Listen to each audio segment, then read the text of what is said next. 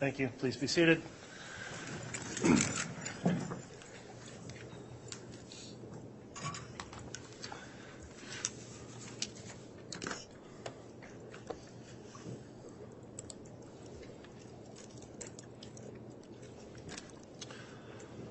All right, we are, excuse me. We're on the record on case CR 22-21-1624, State of Idaho versus Lori Vallow. At this time, we have scheduled a jury instruction conference with counsel, the parties having both rested.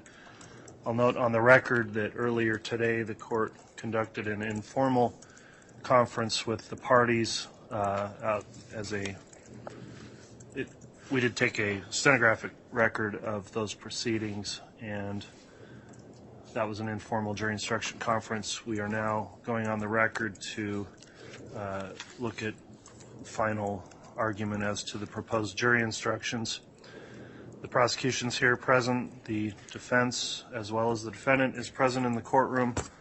The jury is not present for these proceedings. The court would indicate the existing courtroom conduct orders are still in effect for this hearing, as well as the viewing locations and in this courtroom. At this time then, let me just inquire. We did redraft and sent the most updated version of jury instructions to counsel over the lunch break. I believe they've been received, and we'll go through them each at a time on the record. Did the state receive the new updated version of the jury instructions? Yes, Your Honor. All right. Has the defense received those as well? Yes. All right. Counsel, I'll note also we do have a draft version of the verdict form as well, which was just provided to counsel in paper copy. So at this time, we'll take up the instructions themselves. I'll note that the instructions 1 through 10 have previously been provided and read to the jurors. Those will be included in the jury instructions that will be provided to the jurors tomorrow morning. The court will go through and reread some of those instructions to be determined by the court as we go forward with the new instructions. So we'll take up starting at instruction number 11, and I'll just call through each of these on the record and indicate whether there's any objections or not. So on jury instruction number, what is now number 11, does the state have any objection to that as instruction as included in the draft? No, Your Honor, we do not. From the defense? No objection. All right, instruction 11 will be given. Jury instruction number 12, any objection from the state? No objection as to number 12. For the defense? Your Honor, we had previously brought up that some of the evidence or some of the exhibits are not evidence. I think jury instruction, the following one, number 13, may cover that.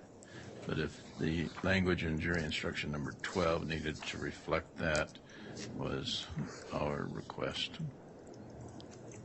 All right, the court's considered that request, that some of the exhibits were for a limited purpose. The court does have an instruction on number 15 that addresses that. I did consider that objection and will overrule it. So instruction number 12, as it's been submitted, is going to be supplied by the court. Jury instruction number 13. Your Honor, the state would suggest one change to the last sentence. The defendant may be found guilty or not guilty on either or both of the offenses charged. I think we would suggest that be changed to any or all of the offenses, since there are more than 2 charged. All right, response to that from the state? That makes sense, since there's more than 2 charges. Okay, that's a good catch. Thanks, counsel. We will amend jury instruction number 13 to conform with multiple charges here, so we'll get an amended version of that, which will not say either or both, so we'll correct that language. Thank you, counsel. Jury instruction number 14. The state has no objection to 14. The defense? On jury instruction 14, we proposed language to clearly identify what the court is talking about here. We proposed language that would, this evidence includes incidents in Arizona, including Charles Vallow, Brandon Bedreau, and 404B evidence. Since that's what this instruction is referring to, we thought a further explanation would assist the jury. All right. Does the state have a response to that? Your Honor, I think the state had previously indicated, and our position would be that adding that additional information may only confuse the jurors. The state's recollection and understanding is some of the evidence that came in regarding those individuals did not fall under 404B. While we recognize some did, and probably the majority, I think the court gave appropriate instructions throughout, and if anything, only a mention to those instructions given by the court. I believe those may be covered further in the jury instructions, but we believe the appropriate instructions have been given, and 14 as drafted would be the least confusing mechanism for the jury to receive this instruction. All right. Thank you, Ms. Blake. The court has considered the comment from both the defense and the state. After the informal conference this morning, we did add a sentence into this instruction, which is the second sentence that states, at the time this evidence was introduced, you were advised of its limited purpose. I think with that reference back to the advisement that occurred in court, as well as the remainder of this being a standard jury instruction that the court views as properly defining limited evidence as it relates to 404B, that continuing or ongoing objection will be overruled, and so this jury instruction number 14 is going to be given as it's indicated here in the draft. All right, on jury instruction number 15, I will note that we went in and took out 3 of the listed exhibits, which were summary exhibits, not demonstrative, and made that amendment during the since the last conference. And so with that in mind, does the state have any objection to 15 as it states now? No, Your Honor, no objection. From the defense? No objection. All right, 15 will be given. Instruction number 16.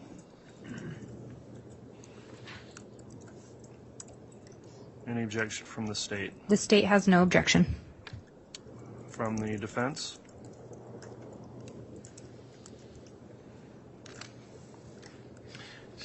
Since there was another instruction on aiding and abetting, we asked the court to consider the other language of aiding and abetting, and since they may be not defined the same, we will lodge an objection.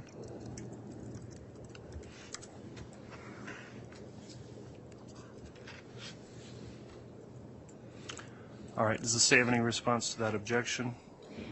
Yes, Your Honor. I do not see this jury instruction as providing a definition for aiding and abetting. I think that is provided in a later jury instruction. While I recognize that language is included here, there's no definition that the state sees as being provided. So we think the jury instruction should stand as is and let aiding and abetting be defined later on.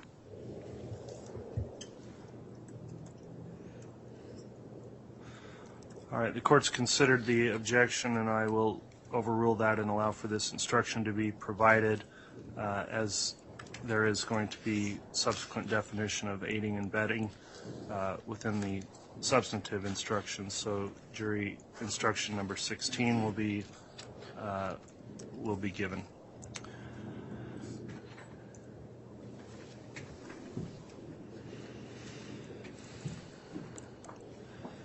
Jury instruction number 17. Any objection from the state? No objection from the state. No objection, Your Honor.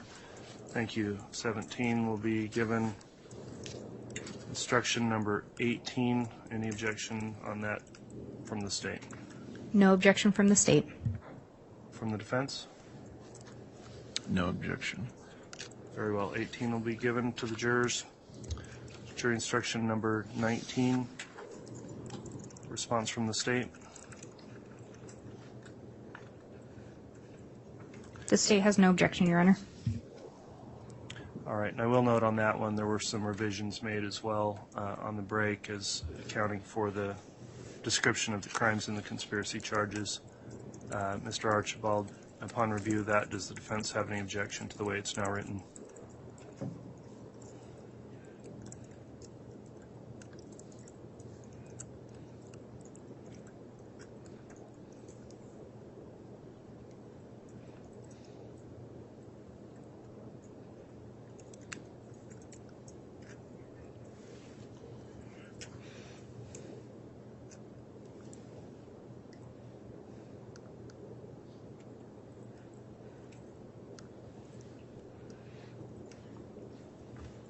As it's alleged in the indictment,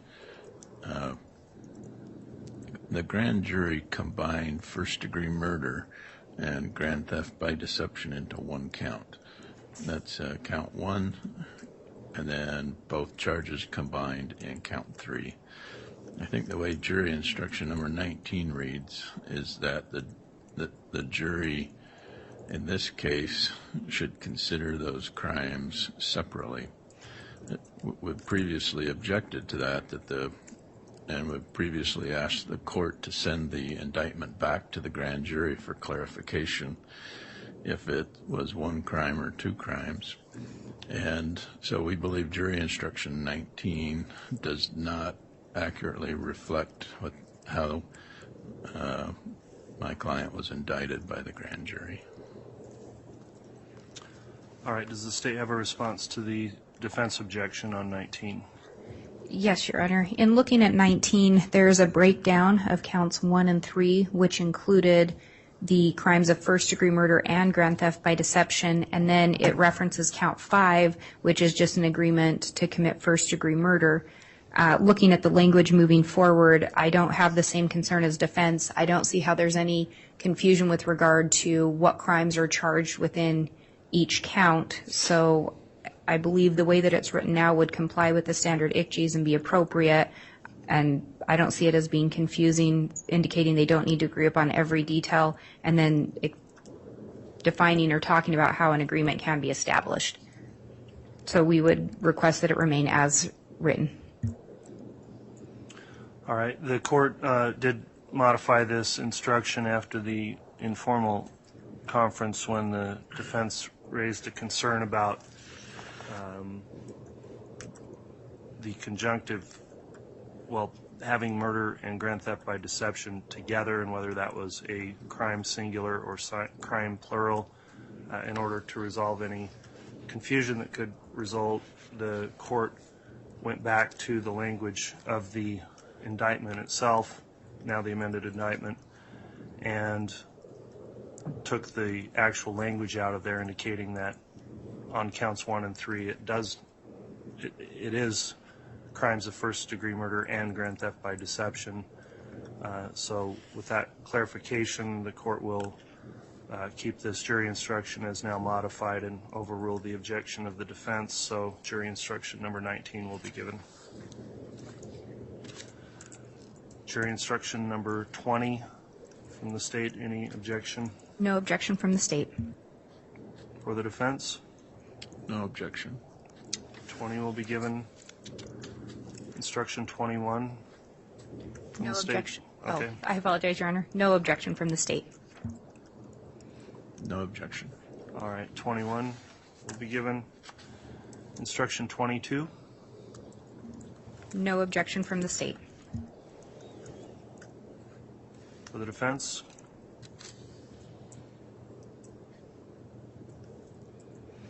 No objection. Okay. 22 will come in. 23. No objection from the state. For the defense?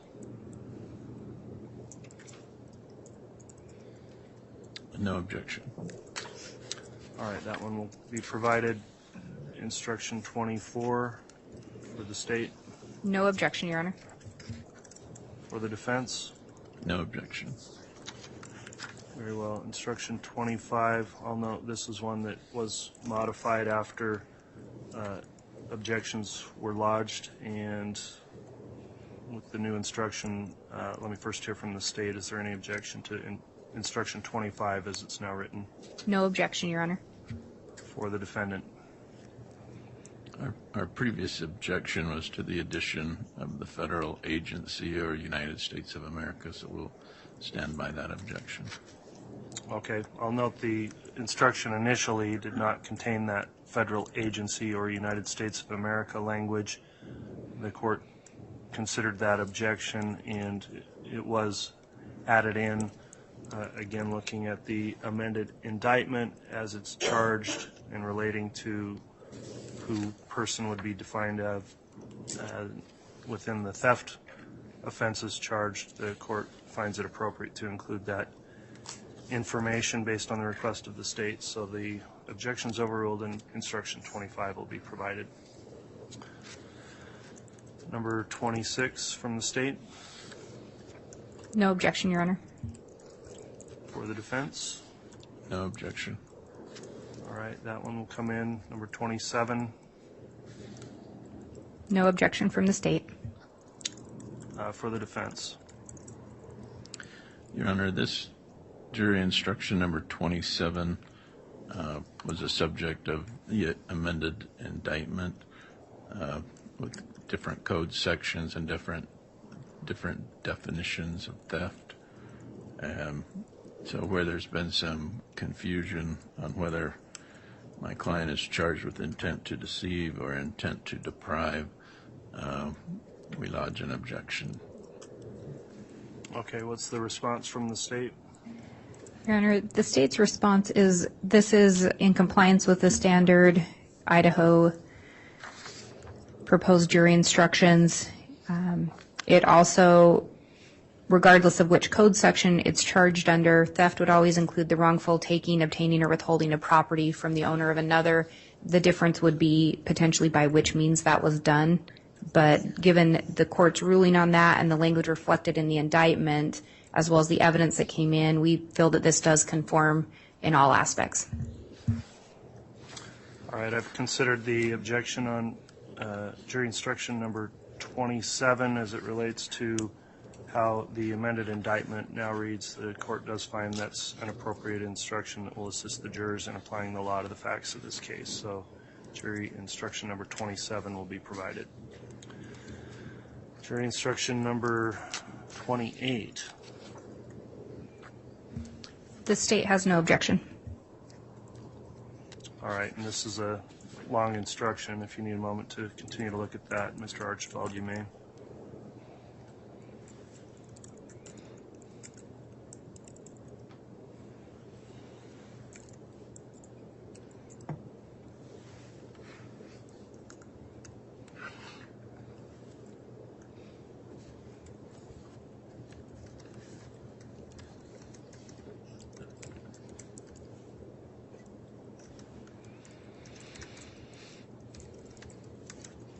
On jury instruction number 28, the defense lodged an objection due to the language in this instruction not mirroring the indictment from the grand jury. The indictment from the grand jury, the defense had requested that it be sent back to the grand jury for clarification, and this is now reflecting that issue, that the jury instruction tries to clarify what the grand jury could not.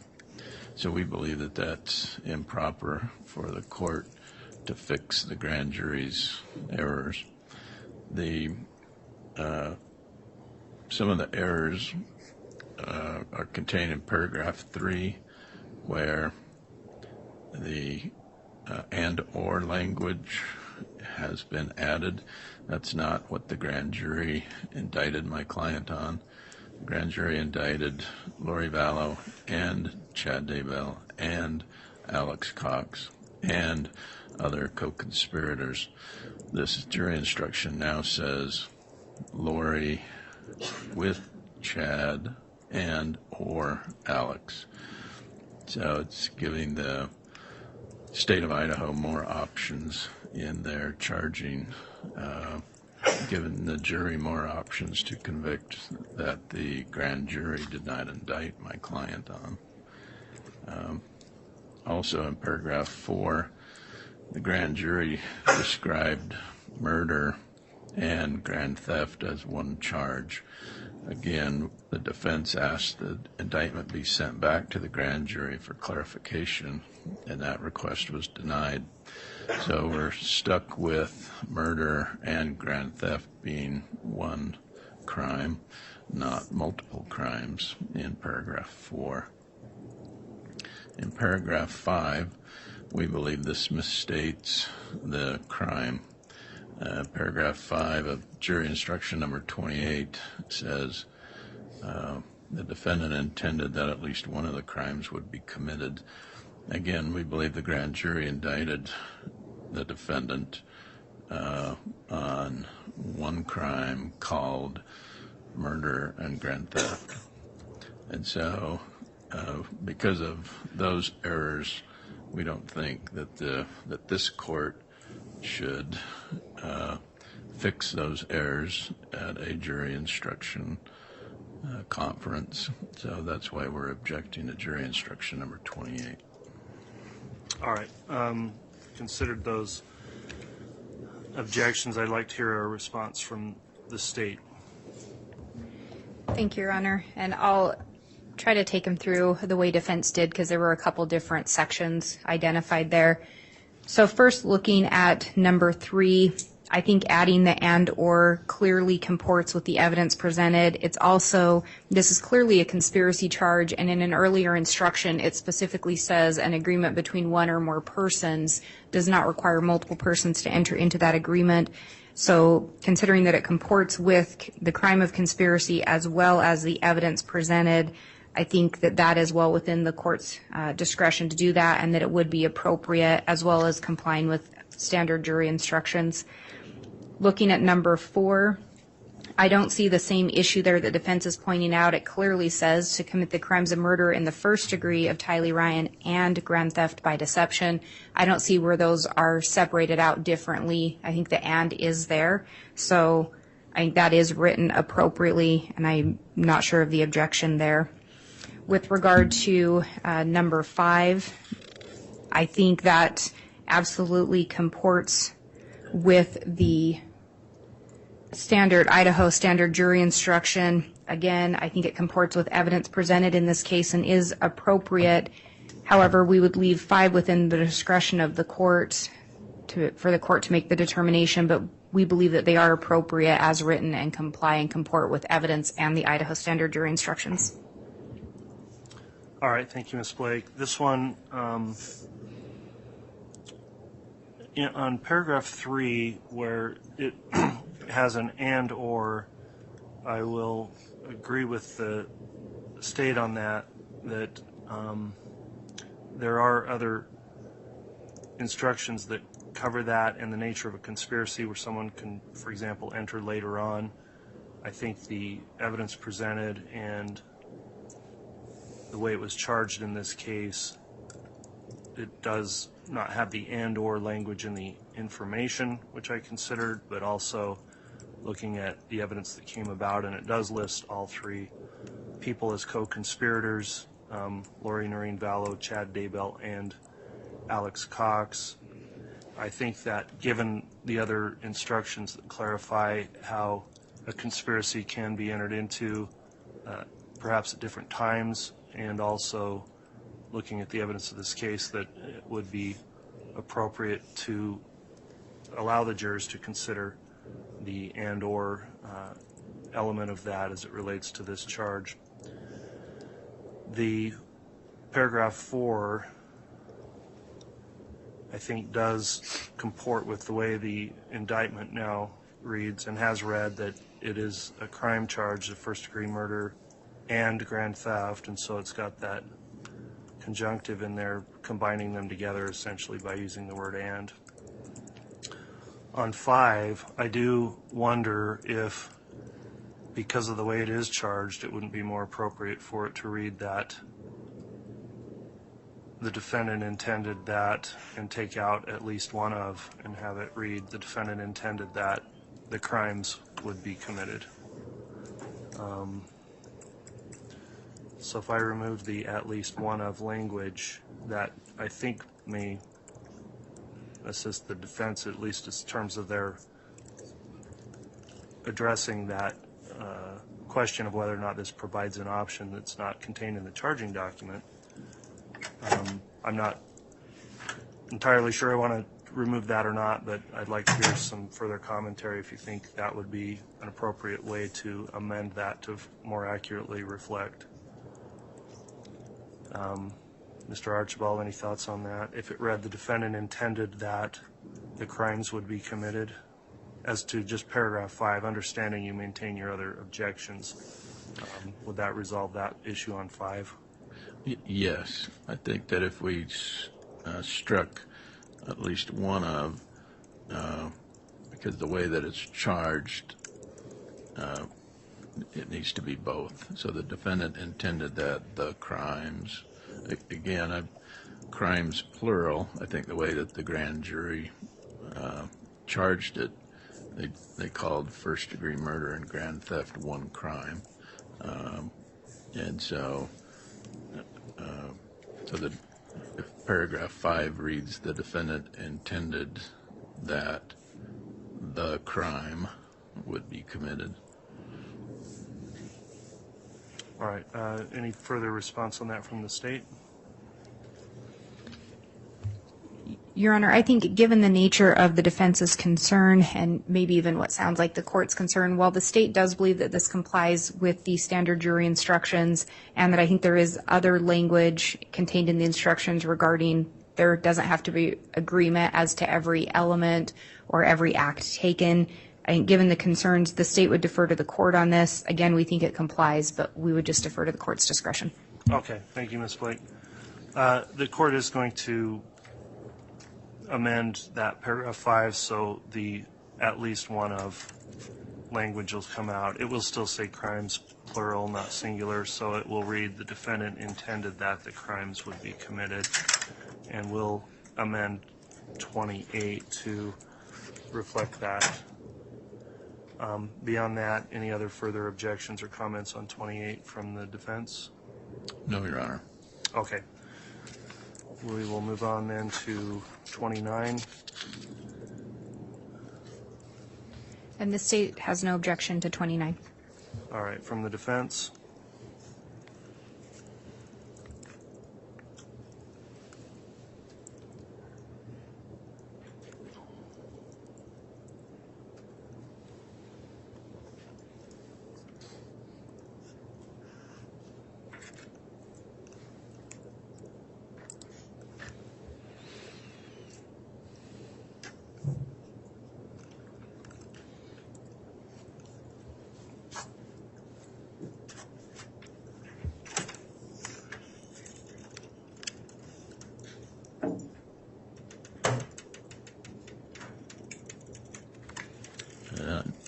No objection to instruction number 29. Very well. Instruction 29 will be provided. Instruction number 30. I'll just note here, this instruction in many ways tracks instruction 28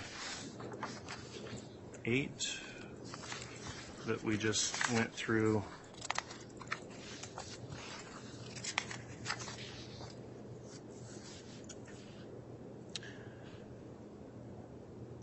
And so the court is going to, on paragraph 5 of 30, using the same logic that was on 28, take out the at least one of,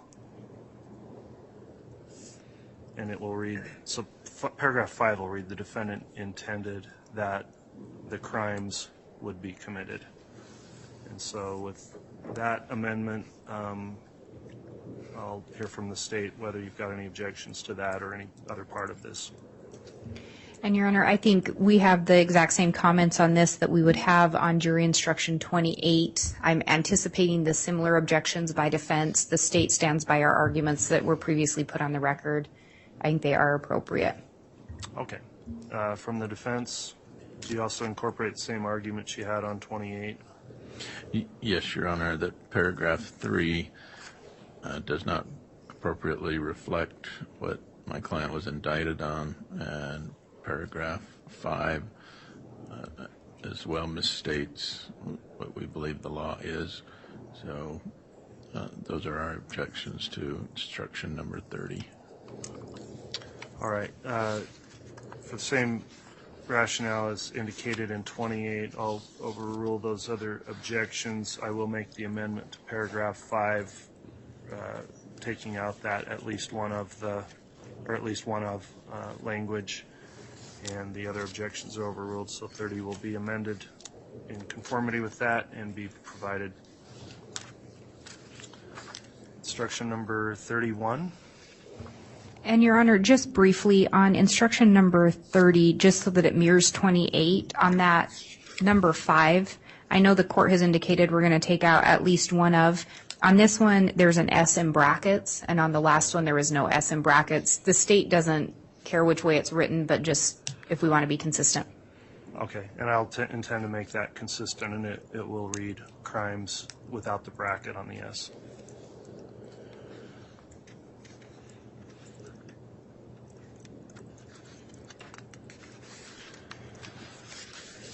All right, let's look at 31 next. The state does not have any objection to 31.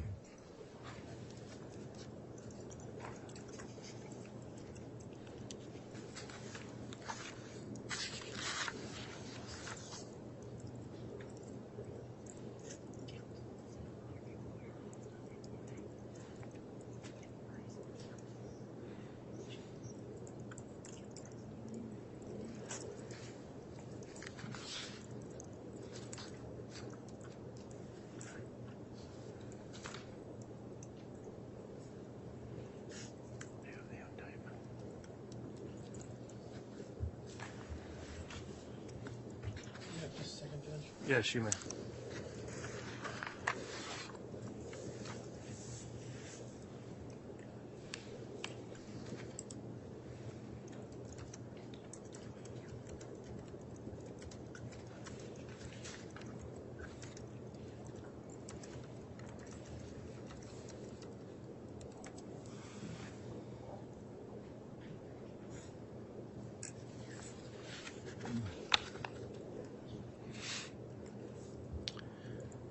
In jury instruction number 31, we had brought to the court's attention that the way this jury instruction reads is not how the grand jury indicted her. And in counts 2 and 4, the way my client was indicted says that as part of a common scheme or plan or continuing criminal transaction between Madison and Fremont counties, was concerned in the commission of a first-degree murder and did aid and abet in its commission, or not being present, advised and encouraged its commission, or by command compelled another to commit the crime, and did so with malice aforethought, and did so willfully, deliberately, and with premeditation. So the way jury instruction number 31 reads, the defendant engaged in conduct or did aid, abet, advise, counsel, or procure another to engage in conduct which caused the death of J.J. Vallow with malice aforethought, and the murder was willful, deliberate, and premeditated. So my client was indicted as part of a common scheme or plan or continuing criminal transaction. That's not contained in jury instruction 31.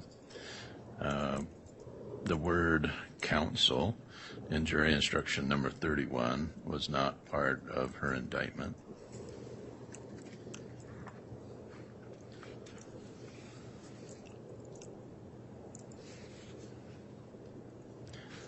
procure another is not, that's contained in jury instruction 31, is not part of her indictment.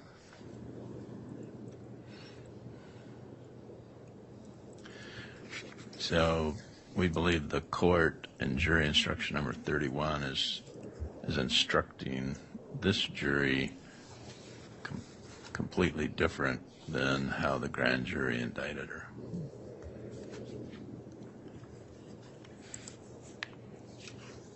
That would, these arguments would also go then to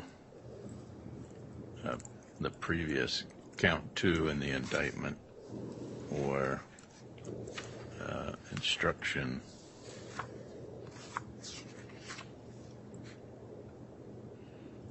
29. 29.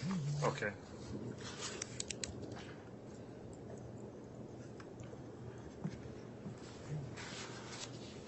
All right, so the, paraphrasing here, but the defense has raised an objection, and now I'm addressing the state that I recognize there's Idaho Criminal Jury Instruction 704A, which is the standard instruction for first-degree murder, malice aforethought, contains certain language in that, and they are objecting based on differing language contained in the indictment. So how does the state respond to that disparity between the language of the indictment and the language of the standard malice aforethought jury instruction?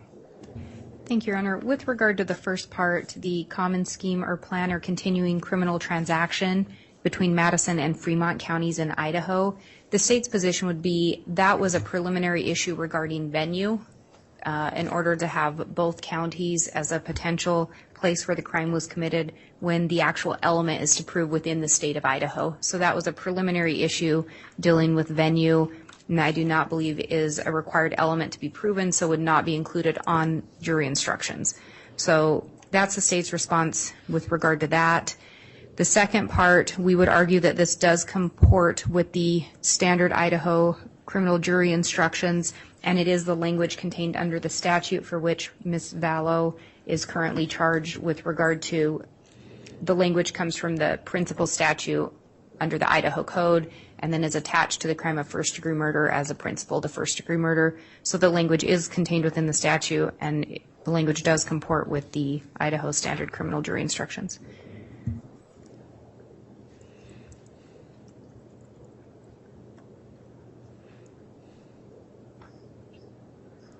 All right. Well, in terms of the first objection as the common scheme or plan or continuing criminal transaction, I'll overrule that objection based on the argument of the state that that goes more towards venue than any other substantive element of the crime.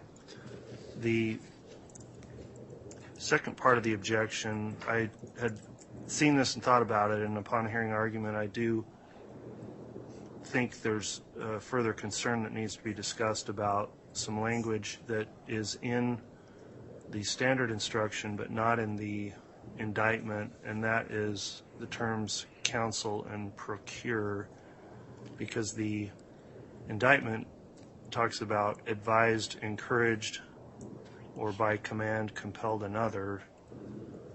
Doesn't have any counsel or procure language, and I guess I'd like to hear a response from the state as to whether it would be appropriate to include those terms when they're not in the indictment. Yes, Your Honor, and I was just comparing the exact language of the indictment with the language in the jury instruction. So we do have the did aid and abet, which is contained in both. We do have the not being present advised and encouraged its commission. So I guess if we are going to make the changes, I would recommend or propose that it be changed to advised and encouraged its commission. Then we do have or by command compelled another to commit the crime. And so I think if the court were to consider taking out counsel or procured, then we would ask that the language be modified to have it be advised and or encouraged its commission, or by command compelled another to commit the crime, and include that in here. Because I do think when we have procure another, I think that is essentially synonymous with commanding or compelling another to do it.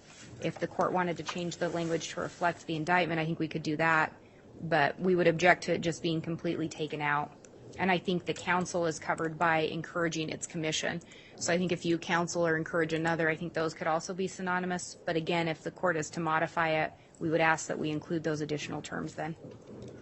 All right. Any final argument as to those terms from the defense? No, Your Honor.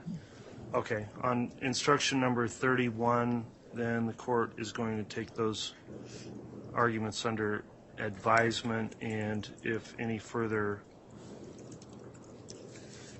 edits are made to that, changing the instruction, will advise counsel and consider the matter submitted. The court will determine whether or not there should be some modification based on the arguments as it relates to paragraph 3 of instruction number 31, and also incorporating that same rationale and the objection made on 29.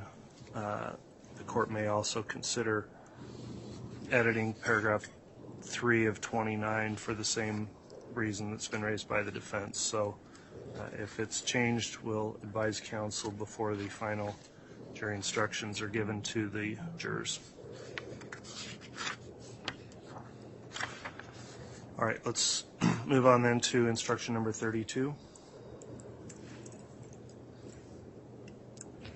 The state has no objection.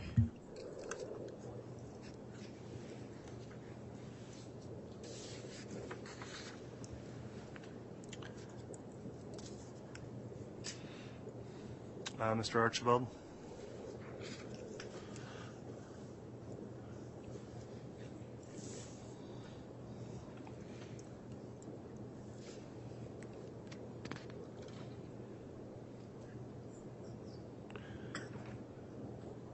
I do see an edit I'm going to make, counsel, on paragraph 4, that to commit the crimes of, we will make that a singular crime.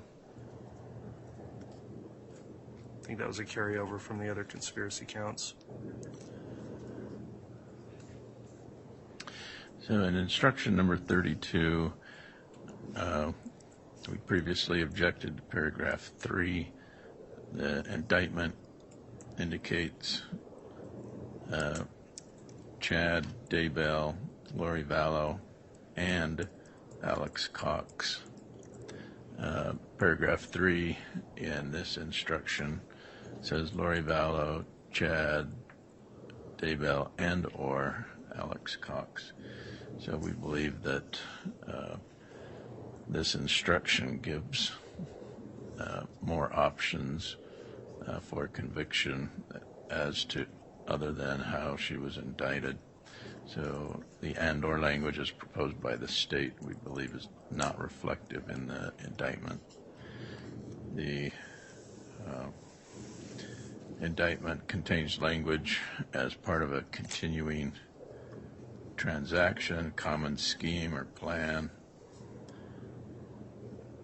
did willfully and knowingly combine, conspire, confederate. That language is not included in instruction number 32.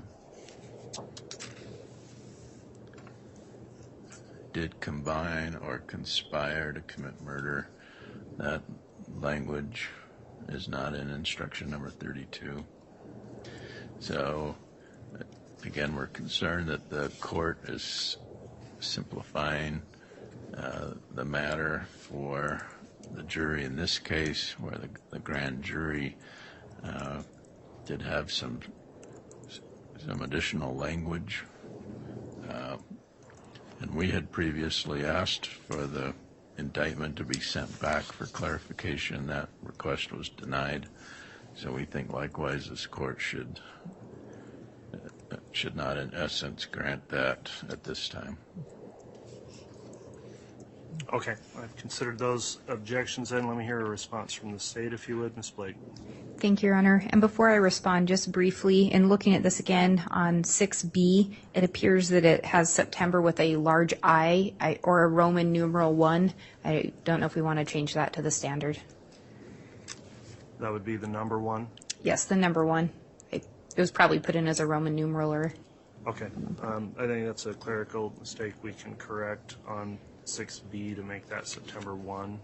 I just didn't want to forget. And then with regard to the response, as the state has previously indicated on that or it does comport with the evidence submitted in this trial. It comports with also the previous instruction given regarding a conspiracy and that it can be one or more persons. So we do believe that that is an appropriate jury instruction with regard to that or in response to defense's position that this does not contain all of the language from the indictment, it would be the state's position that this does comport with the Idaho standard criminal jury instruction. In addition, there was mention that it may be oversimplifying. It would be the state's position part of jury instructions would be to simplify or make things not confusing for the jurors, and where it does comport with the standard jury instruction and it comports with evidence presented, I think it would be an appropriate instruction to be given as written. So for those reasons, the state would ask that it remain as in its current form. All right.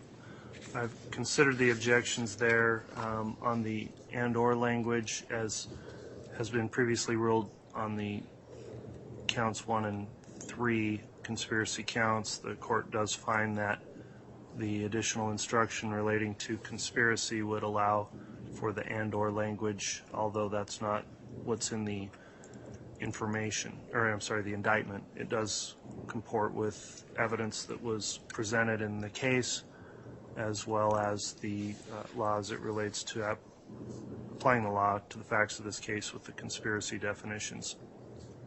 So the objection's overruled on that. The paragraph 4, the court will take the S off the crimes and make that singular. We'll modify paragraph 6B to be a number 1 instead of a Roman numeral 1. Fix that as well. The court's considered the additional objections lodged by the defense on instruction number 32 and will overrule those objections as previously stated on the other conspiracy counts that were argued earlier. Let's next look at instruction number 33. No objection from the state. From the defense.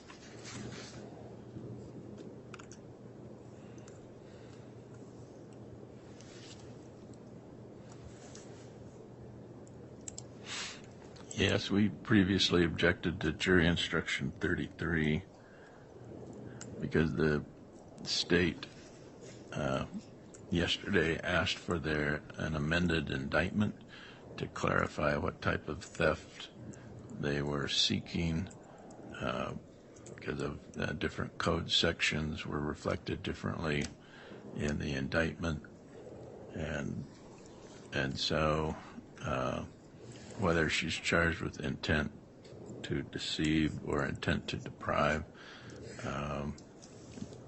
those are different. Those are different meanings. So basically, jury instruction number 33 says it doesn't matter. So it doesn't matter why seek out the amended indictment. So that's why we object to instruction number 33. All right, response from the state on that? Thank you, Your Honor. And this is very similar to jury instruction 27 that we previously discussed regarding that language. The state's position would be, again, that this would be compliant with the Idaho standard criminal jury instructions. It is also contained within the language in the indictment. I know there's been reference back to that amendment made to the indictment multiple times. The amendment was made to correct a clerical error regarding a code section, not the language itself. So it would be reflective of what's in the indictment. Generally speaking, under theft, the theft can be committed by either taking, withholding, or detaining. So the jury instruction just simply indicates that either or any of those could be an option. I don't think that that is in opposition to what has been presented in the indictment, and again is allowed under the Idaho standard criminal jury instructions.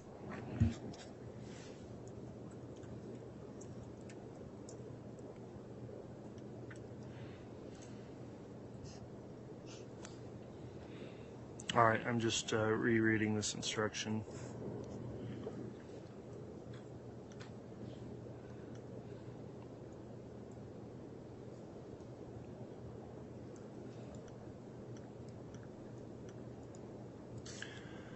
All right, I've considered the argument from the defense on instruction number 33. There's some case law that also talks about jury instructions. There's a case, State versus Lees. It's a Idaho Court of Appeals case. Don't have a good site, but it's 364-16210 Westlaw 9587784.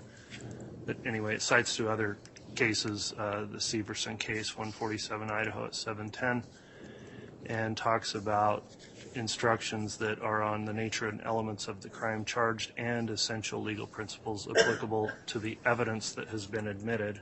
So I think it is within the discretion of the court to allow for instructions that also go towards the nature of the evidence that's been admitted in the case and not only the charging documents. I'll also note that in this instruction, this is specific to count 7, which is the grand theft charge, which was not. Let me review that. I think on that.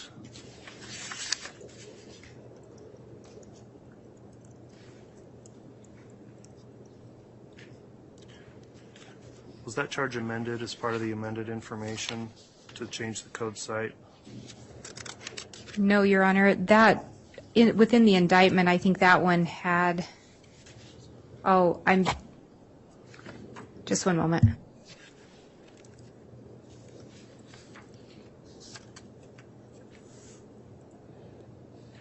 It does have the 24032A code site. Yes, I'm looking at the amended indictment as if it were the original, so I apologize, Your Honor. I was double checking that. It was amended, but I would note the language in there has always contained the by deceit with intent to deprive another, and then it goes on to eventually say wrongfully take, obtain, or withhold, and I believe that that is indicative of the same language within the jury instruction.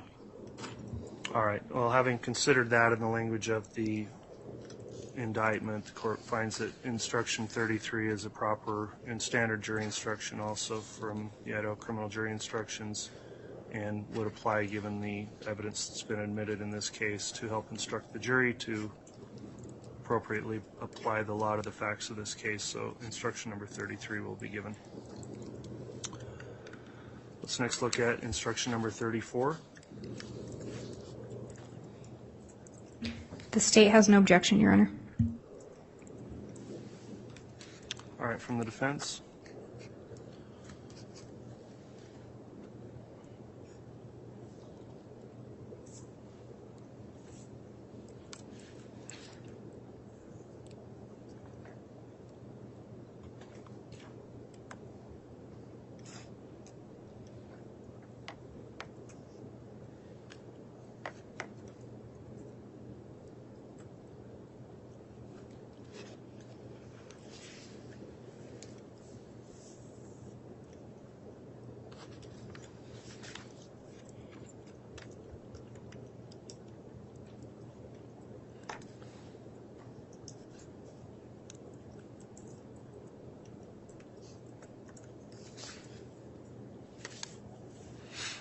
No, instruction number 34 does not contain the same language as the indictment from the grand jury regarding the elements of grand theft.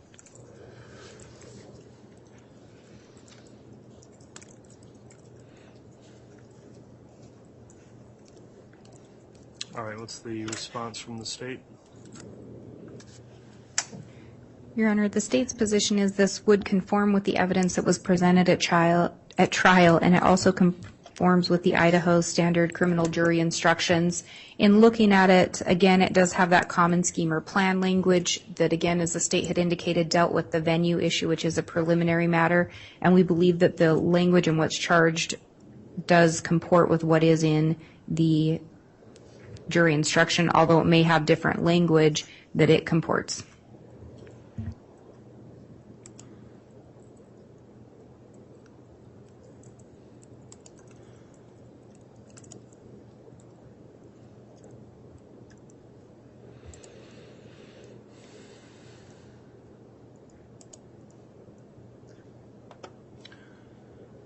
On this instruction, the court did review the language of the amended indictment as well as the standard jury instruction,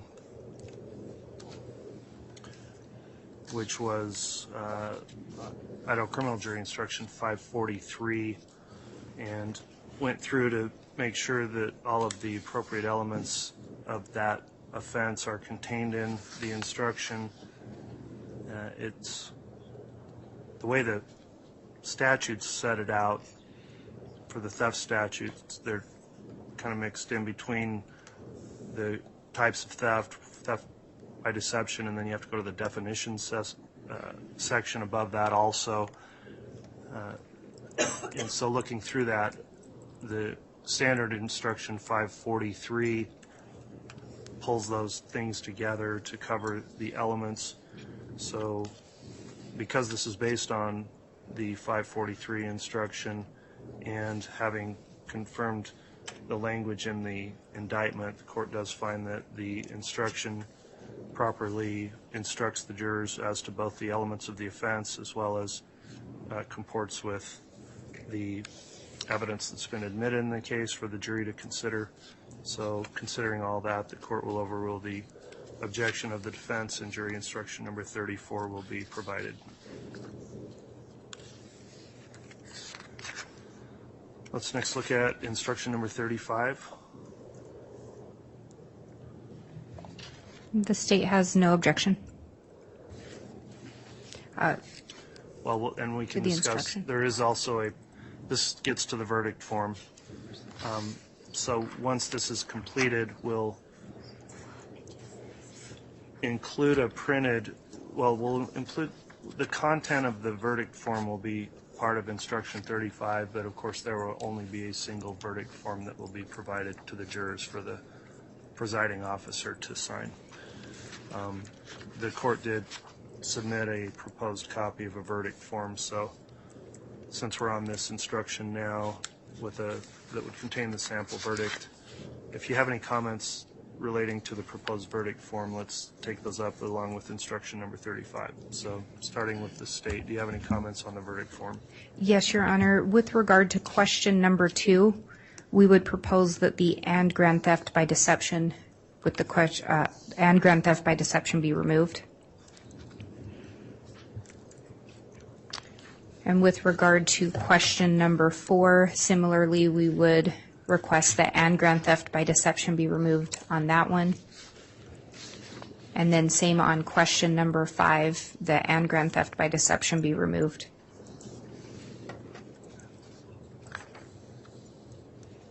I believe those are the only proposed changes by the state. All right, and then for the contents of instruction 35, any objections to the way that reads, short of the verdict form? No objection to the way the instruction reads.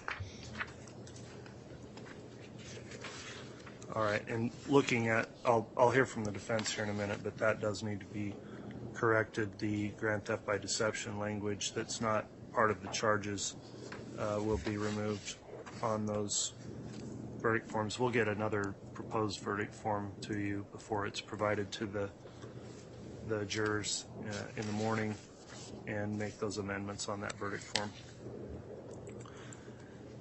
Let me hear from the defense now, noting those changes that will be made on the verdict form to comport with the charging language of the indictment. Do you have any comments, Mr. Archibald?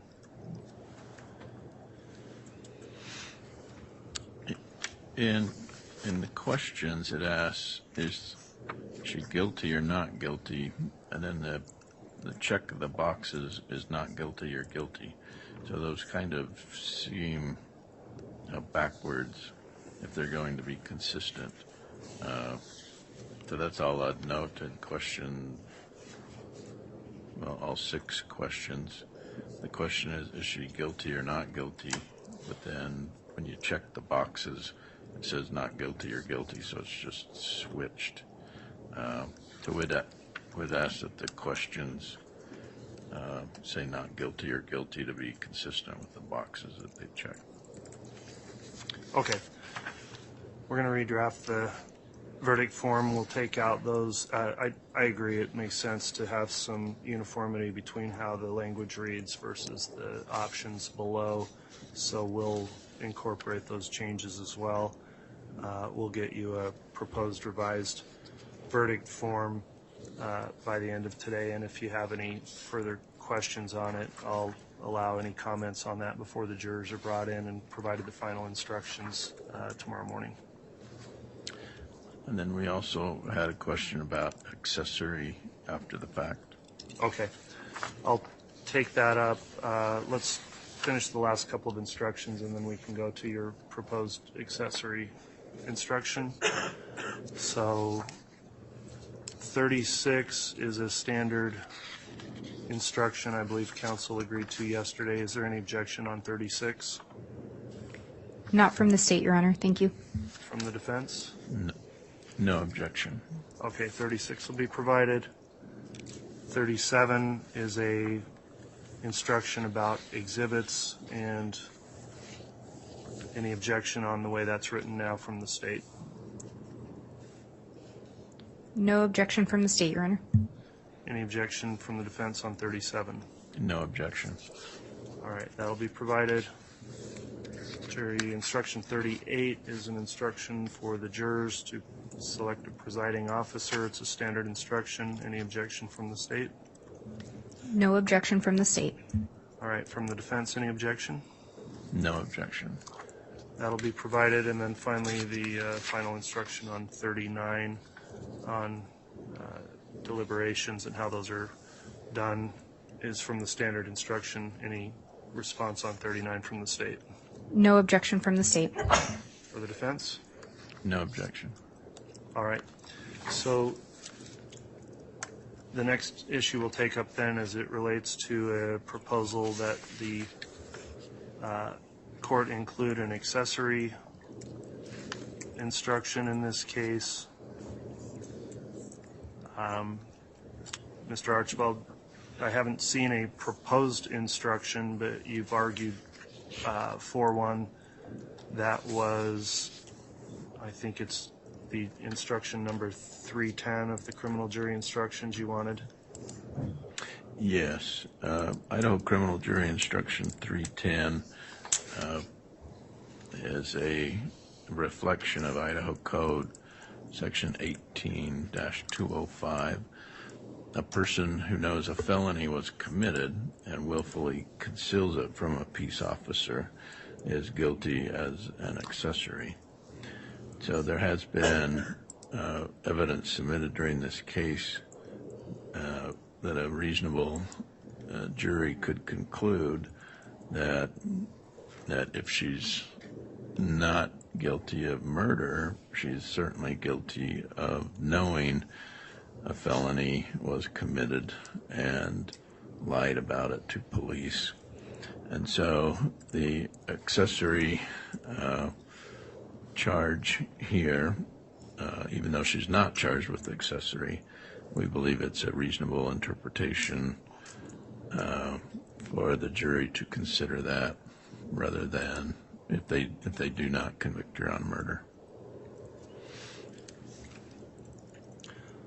All right, so if the instruction were given as to which counts would you request that would apply to?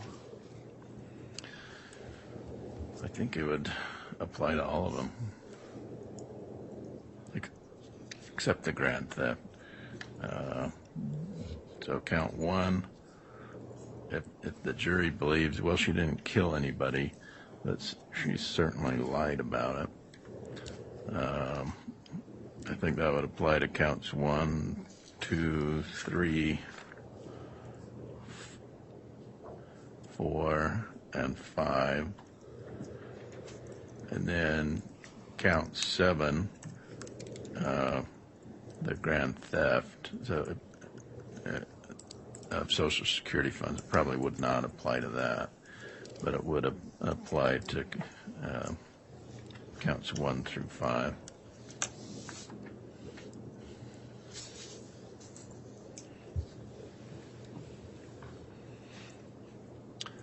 All right, I'd like to hear some response then from the state on whether or not in instruction in conformity with criminal jury instruction 310 would be appropriate in the case. Thank you, Your Honor. The state's position is that it would not be appropriate. Essentially, it's being requested as a lesser included offense instruction for several of the counts here. In looking at Rome v. State 164 Idaho 407, that's an Idaho Supreme Court case from 2018. When we look at the language in that, it's a little bit different of specifically what was being determined. In that one, they were attempting to include accessory after the fact as a lesser included of an aiding and abetting, but that would lead into a jury instruction providing that you don't consider the differences necessarily between aiding and abetting and principles with certain things.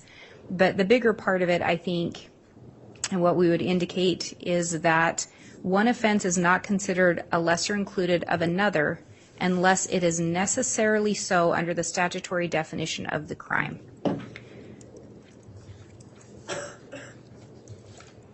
And further, an offense will be deemed to be a lesser included offense of another greater offense if all the elements required to sustain a conviction of the lesser included offense are included within the elements needed to sustain a conviction of the greater offense. As a result, an offense is not a lesser included if it is possible to commit the greater offense without committing the lesser offense. And when we look at accessories defined, and specifically the Idaho Code 18205, all persons or accessories who, having knowledge that a felony has been committed, willfully withhold or conceal it from a peace officer, judge, magistrate, grand jury, or trial jury. In no way are those elements required to prove conspiracy to commit first-degree murder and grand theft. They're not required to prove conspiracy to commit murder, or they're not contained within those elements, and they are not required for grand theft, which I think the defense has recognized that, and they are not required to prove first-degree murder, and especially under the theory of a principle. In no way is there an element that a person having knowledge, withhold, or conceal that as a requirement to prove one of the greater offenses. So if we follow the rationale of the Idaho Supreme Court in Rome v. State, accessory after the fact would not be an appropriate lesser included. So to include that instruction would only confuse the jury. In addition, when we look at 310, there's actually a comment there indicating that it shouldn't just stand alone without more. And if I may have just one moment. Yes.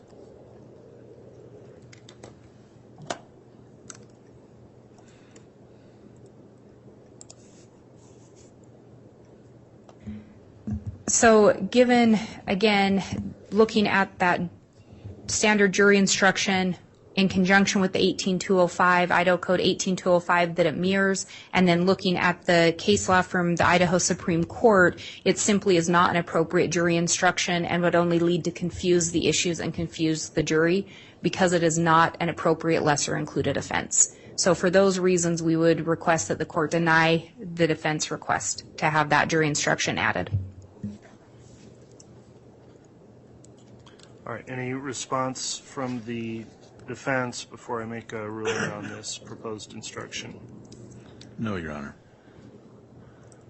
All right, the court's considered the defense request to include the accessory instruction. As noted, it wouldn't apply to the count 7 grand theft charge because that charge is only as against the defendant here. The accessory instruction talks about another person, so it talks about the person charged. If you willfully conceal it says a person who knows a felony was committed and willfully conceals it and protects the person charged is guilty as an accessory. I've considered the argument by the state for the rationale stated in Rome versus State about whether or not it's an appropriate lesser included offense, and considering the evidence that's been presented as well as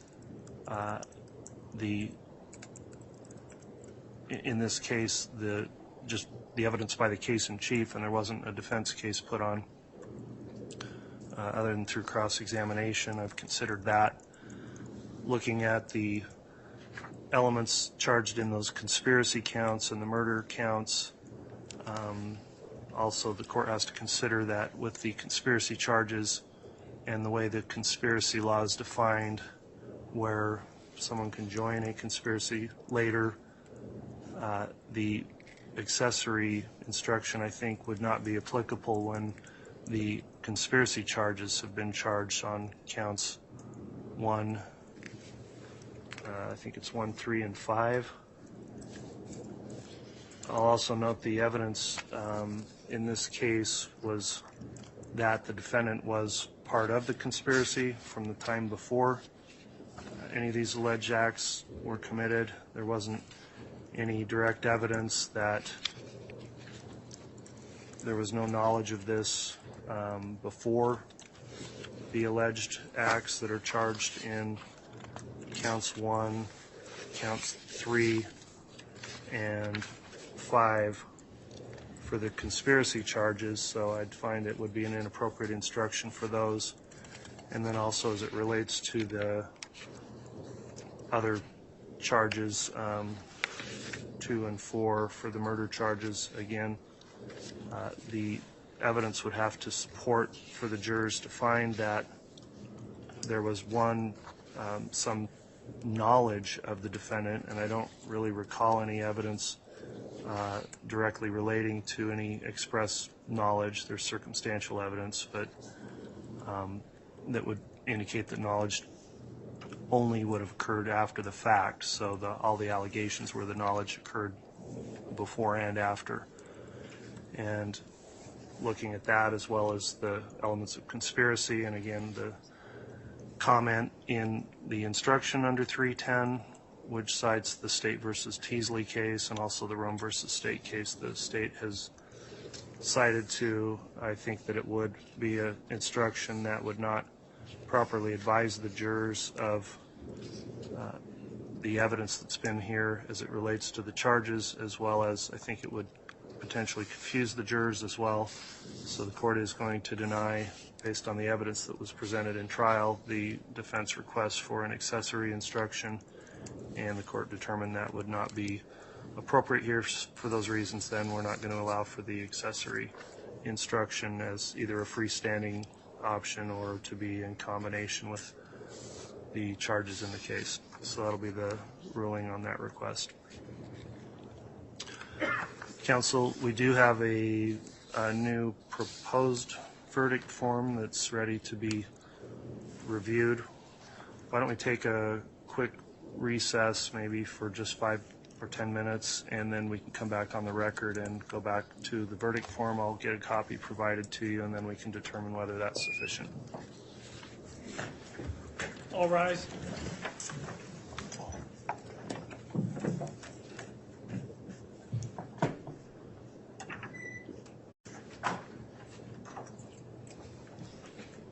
Thank you. Please be seated.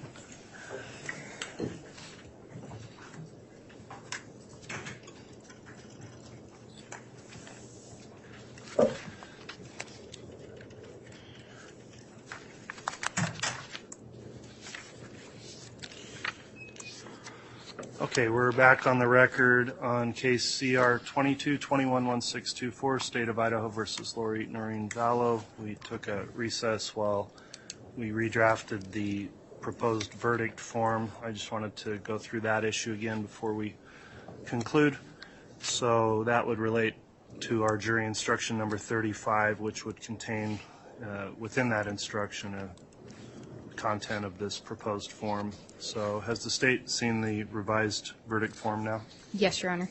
Does the state have any comments on the verdict form or approve the verdict form as it's now written? We approve the verdict form as written. All right. Has the defense been able to review that? Yes, Your Honor. All right. Does the defense have any comment on the verdict form or any suggested further edits?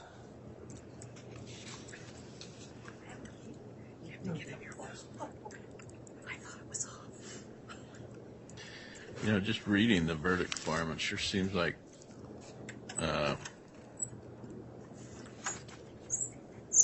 question number 6 is pretty similar to question 1 and 3, where they all contain the same charge of grand theft.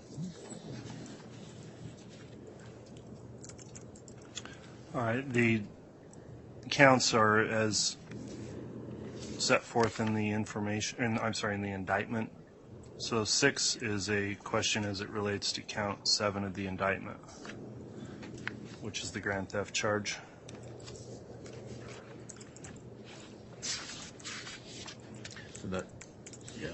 that's my only observation. I realize that's how they charged it. All right.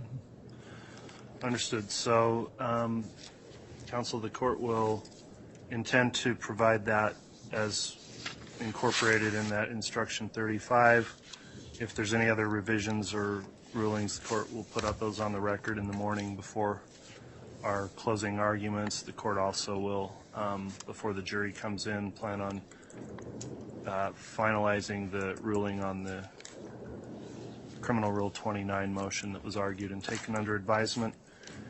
And then we will, assuming that allows us to move forward with closings. If so, then we'll have closings starting tomorrow morning. Is there anything else we need to bring up? One other point, actually, I wanted to mention, counsel. On the information, which will be the amended, I'm sorry, I keep saying information, but it's the indictment. On the amended indictment, the jurors have not had a copy of that previously provided. They've been read from it in the instructions, but they will, in deliberations, have a copy of that. The court would intend to redact out the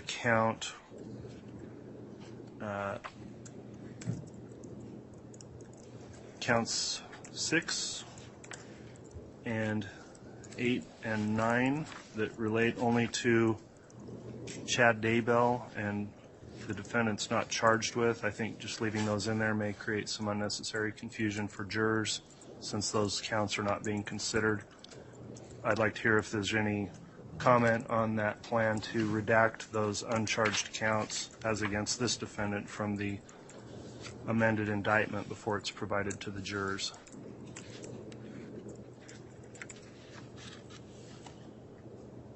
Your Honor, the state wouldn't have an objection to that. I guess the only thing that I would indicate is I'm not sure if those are going to show as redacted or if the court is considering renumbering the indictment counts in order to match up with the questions, because the verdict form will have a different number associated with it than the indictment will by redacting out those counts. So that would be the only concern at all, is if we could agree to potentially modify that for purposes of handing it to the jury, just those count numbers to match up with the question numbers.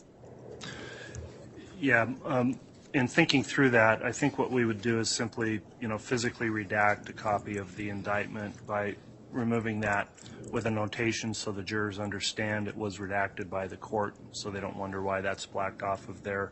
The counts would remain the same as they are in the instructions and as they are in the indictment, so it would track with what we've already put together. So I think that would alleviate that concern. Does the defense have any objection to the redaction of the Chad Daybell counts in the indictment? Would the court also delete his name from the indictment in the title?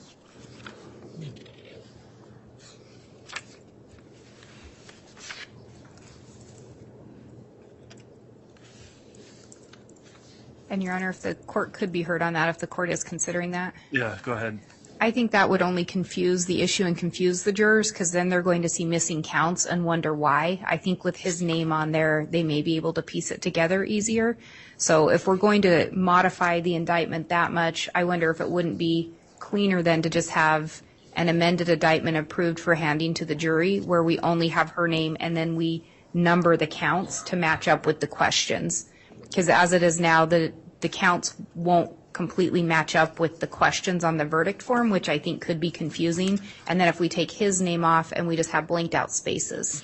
Well, I don't think there's going to be any change of the numbering if we're just blocking off what's already in the indictment. So, But I believe we'd be taking off count 6, and so if we take off count 6, then question 6 will actually end up referring to count 7 in the indictment. And that's I don't the know. way, but that's the way it's written in the verdict form. It says in regards to count 7 of the indictment. It just said question 6, though. Yeah. So I think that was the only concern. Okay. Yeah, we'll make sure the verdict form corresponds, as well as the counts in the jury instructions, to what's just in the indictment.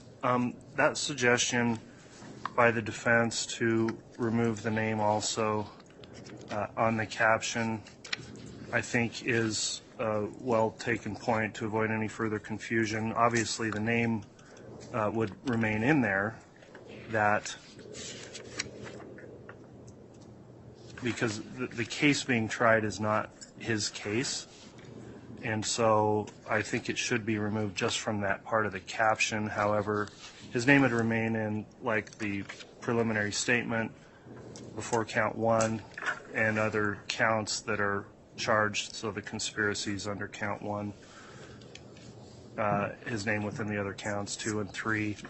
So I do think, for purposes of clarifying the record, that coming off of the caption there is also appropriate. So the court will get for counsel a copy of that redacted indictment and have that submitted to you before it's provided to the jurors also, before we start with argument tomorrow morning.